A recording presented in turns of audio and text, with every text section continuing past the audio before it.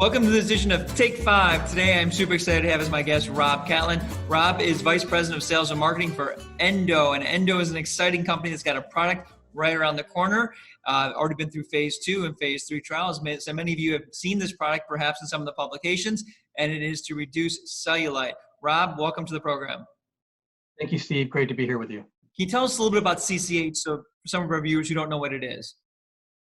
Yeah, exactly. CCH, it's Clostridium, collagenase Clostridium histolyticum, and it is what it does one thing. It eats types 1 and 3 collagen. So it's really the flagship molecule of Endo, and currently there's 2 on-market indications that it treats in the form of Dupuytren's contracture and Peyronie's disease. And as Endo is looking at life cycle management opportunities, the treatment of cellulite rose to the top. So the CCH product itself is actually a different formulation and different presentation than the on-market product, so it'll be completely different. But it's intended to treat the appearance of cellulite, and we're very excited. Our file is at the FDA, and we have a July 6th PDUFA date, so we're very excited about that, and we're very hopeful for an approval. So I know the market's really excited about injectable cellulite, so that's interesting. And I think your PDUFA date got pushed down, or your approval date to be evaluated by the FDA has got pushed down. So how has COVID affected, and this is a question number 1 of our 5 questions, how has COVID affected Endo and the launch of CCH? Yeah, absolutely, and COVID has a profound impact on the company. And maybe I can talk about the company more globally than focus on aesthetics, but it's really reinvented the way that we've been working over the last 2 months. We've accelerated the use of technology across all of our business, and I think that this new way of working is actually going to help us not only now but in the future. But it's not been just technical advances during COVID. It's really focused on business agility. And one of the things about Endo is that we've got 3 main segments of our business. And for example, one of them is focused on sterile injectables. These are critical care and medically necessary medicines that are offered in the hospital setting. And because of COVID, we've seen a real increase in demand for these products. So I'm just really proud of my colleagues who have really been agile in reacting and how this has been effective. But what they've done is they've done enhanced safety measures. They've done modified work schedules, increased social distancing, enhanced screening protocols, but they've really risen to the occasion and met the demand for customers and ultimately for the patients. So from an Endo perspective, you're seeing some changes in work operating within agility. Now, from an aesthetics perspective, there have been really 2 important changes due to COVID. We stated since we started Endo Aesthetics 2 years ago that we want to stay as close as we can to aesthetic physicians.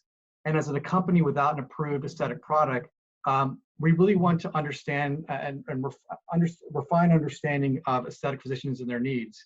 And so during this time of ambiguity, we're paying extra close attention. We're using doing all listening through virtual advisory boards, virtual one-on-ones, phone calls, understand what this market will look like when we try to come to the market with a product. And it's really important for us as we learn more that we can actually enter the market in a way that's sensitive to the practices we like to serve, that seeks permission for interaction, and really conducts the interactions in a preferred manner. And with all that, through all the listening, we've actually made the decision, based on what we're hearing from aesthetic physicians, we decided to move our launch, assuming approval, from Q4 of this year into Q1 of next year. And the reason behind that is this is a really complex time because of all the listening we're doing. We're really understanding the aesthetic physicians are doing a lot of changes. They're creating new protocols for safety, for staff, and for patients. They're going to limit the interaction of non-essential staff, space out the time in between treatments, and they'll be doing a lot of working at night and the weekends to make up for lost revenue and to attend to those patients. So our PDUFA date is actually holding to July 6th. But we're going to assuming approval, make that decision to push that to Q1 of next year's. We think we have the opportunity to launch a category-creating product, and there's going to be a high touch point. And our goal is to be the. What's a Category 3 product? Pardon me? What's a Category 3 product? You said a Category 3. Oh, I'm sorry. It's a category-creating product Okay. because it's such new, innovation. So we definitely want to make sure that we're entering the right way. And if we think that based on the early infancy of this new normal, that Q4 would not be the right time.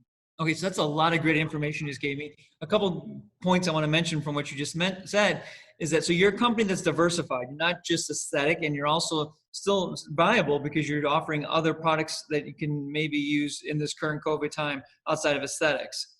But you also mentioned that you're entering the aesthetic market and you recognize that there's additional stresses on the aesthetic market and on the aesthetic marketplace. Do you think the aesthetic patient's going to change? Do you think cellulite is something they're going to want to have treated when they come out of this COVID crisis? Yeah, I appreciate the question. I think it's a great question. First of all, I believe in the long-term viability of this market, and it's grown every day. I've been in the space for about 16 years, and this is a strong, resilient market. Everyone from the physicians to injectors to office managers to the reps to marketers, it's a strong group. And so I believe in that. And I think the demographics of the population with the focus on health, wellness, and beauty, I think the long-term I'm very bullish in the long-term viability of the market. In the short term, I think this is going to change very dramatically. It's a scary and complex time, and depending on when states open up, aesthetic offices are going to need to adapt very quickly to the needs of both their patients and staff as relates to the spread of this virus. So, there was a great article that was published last week. It's called Project Aesthetic Cert. I think it was actually endorsed by AAFPRS, but it was in our I think journal, it's a Facial great, Plastic Surgery and Aesthetic Medicine, yes. absolutely. I think it's a great article on practical ways that offices can prepare to keep both themselves and their patients safe. And I think it's vitally important that HCP offices with industry support place patient safety, specifically around the spread of this virus, at the top of the priority list. Now, as it relates to by industry support, how do you define that? I think it goes back to what I just mentioned in terms of how we're approaching the market. I think when offices start opening back up, industry needs to be very sensitive. This is not about us. This is about the safety of your patients and getting this market back up. So, I think being sensitive to reentering, I think seeking permission for interactions with HCPs and really conducting the interactions in a preferred manner. And that might be virtually, especially in the beginning. And Kaylee, I think it's a great segue because that's exactly what we're trying to do right now during this time. Is we're Endo Aesthetics, we're trying to reimagine a new operating model. I think there's a lot of inefficiencies we're finding in the market, and I think there's some great opportunities on both the industry side and physician side to become better to help make this market even better in the long term. And so we're really investing in looking at a lot of these virtual platforms, these virtual enabling programs for your patients. So I think there's, this is a really scary time. It's a complex time, but I think that the innovation and the evolution that's going to come out of this market is going to make this market even better. So that leads into my question number 3. And I want right now is a time period when the head and neck seems to be particularly at risk because the viral load seems a little bit higher. And if we're doing procedures in the head and neck, many people might be scared, including patients and doctors. They may not want to take their masks off. And treating cellulite might be a great alternative right now in this time period. So moving forward, when you guys do get approval, or hopefully get approval, we're going to want to treat other areas besides the head and neck.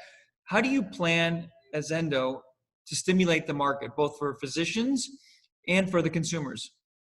I think it's a great question, and thank you for your comments. And I've heard that from other physicians as well.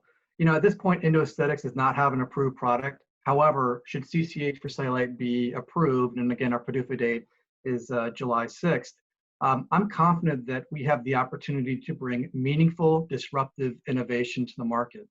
And as you mentioned, there's currently no FDA-approved product. There's no FDA-approved injectable treat cellulite. In fact, the vast number of physicians I speak to aren't even discussing or bringing up cellulite. So I think with the approval of this product, we have the opportunity to open up a new conversation that you can have with your patient. I think that's meaningful.